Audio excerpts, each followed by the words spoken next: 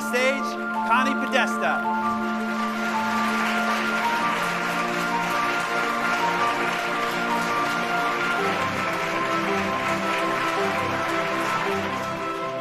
I have tons and tons of different delivery styles. So what about if we try this? What if I give you 2 delivery style choices and you all vote? How's that sound?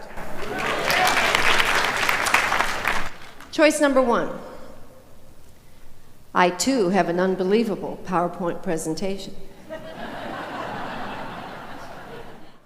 Then I will hand out little workbooks and you can fill in all the spaces. And then, here's the best part, I'm going to put you into little groups of 5.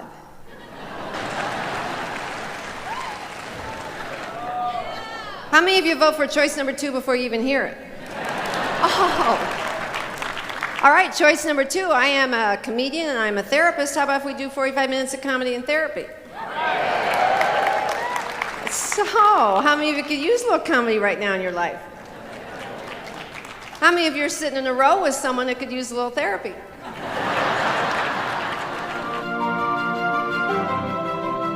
If there's any soundbite you're going to take away from me is business as usual is over.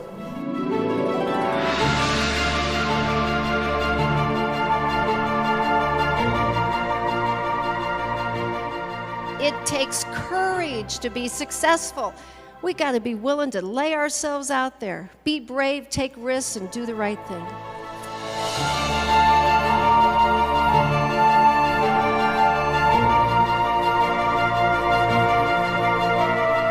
Leadership has nothing to do with a title, nothing to do with a diploma, nothing to do with a label.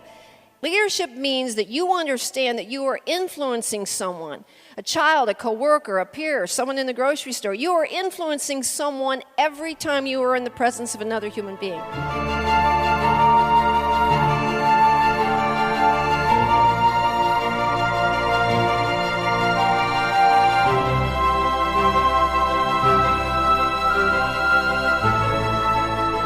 Has anyone in this room, since I have been talking, tweeted about me or anything I've said? Okay, great. I love it. Was it good? Okay, what did you do? You text I text messaged my team. And what did you tell? I just told them I figured them all out. Okay. How many people are on your Twitter account? 240. How many of you else tweeted in here? Any of you have over 1,000? How many do you have on your Twitter account? 1,700. There is no PR as good as that.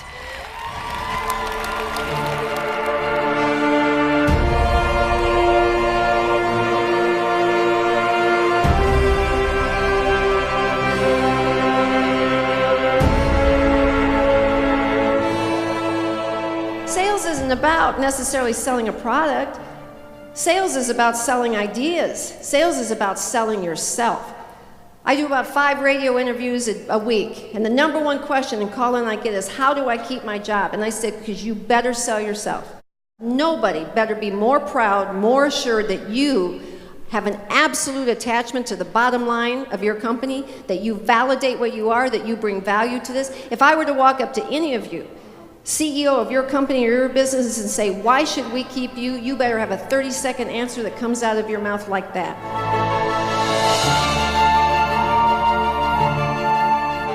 How many of you have heard other people that you work with complain? And here are the top complaints. Listen to this. It's amazing. Employee complaint number 1. Connie, you won't believe how hard we work. Work, work, work. My company expects that I work from the moment I walk into the building until the moment I leave. Duh. That's why they call it.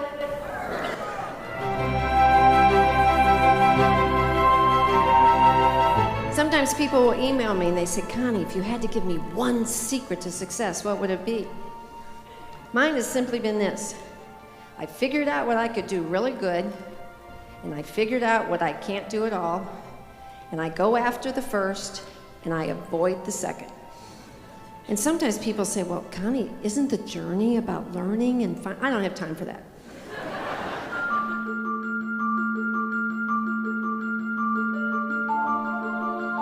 character. The definition of character is not how you and I act when life is going good. That's easy. Who we are, who we really are, the essence of ourselves as a person, that is how you and I choose to behave when our life is so far from what we had planned that we can barely breathe. Character is how we choose to act when we're tired or angry, stressed, jealous, upset, in the middle of a crisis. That's when our kids watch us. That's when our employees watch us. That's when our customers watch us. How many of you in here are married, have been married, or wish you weren't married? Do you know that almost every couple, we have a verbal and a nonverbal, and generally the verbal is which one? Woman. Most men, you talk between 3,000 and 4,000 words a day. On a good day, women, we talk between 10,000 and 12,000. Which is why when you guys get home and your 3,000 are gone, we have 9,000 left. We have all these material possessions, and then we have relationships. And those two words, want and need, are exactly the opposite for each of those areas of our life. When it comes to material possessions, we need to focus on what we need and not so much on what we want. Relationships should be about choice. What do you want for your life?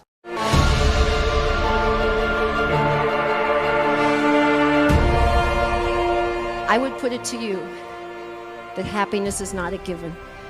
I would put it to you that happiness is a fight, it's a struggle, it's a choice every day.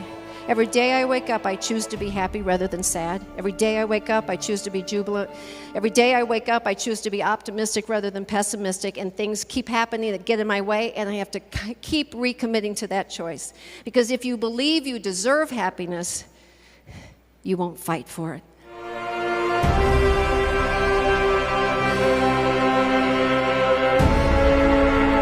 Go find a job, whether you like it or you don't, whether you love it or not, whether you have a passion for it or not, but have a passion for doing one thing, doing it right, doing it well, doing it good, and learning every single thing you can. Because the things that we do that we don't like are probably going to determine more what we finally end up doing that we love than almost anything else in the world.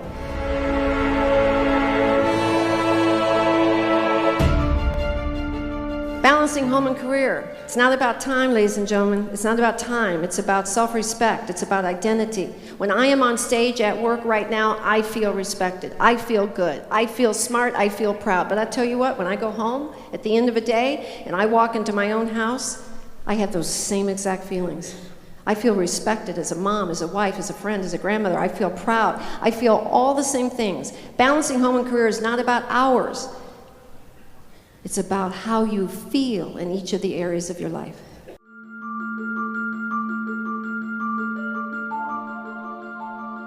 The day that you can answer yes to 2 questions, are you really proud of your professional choices?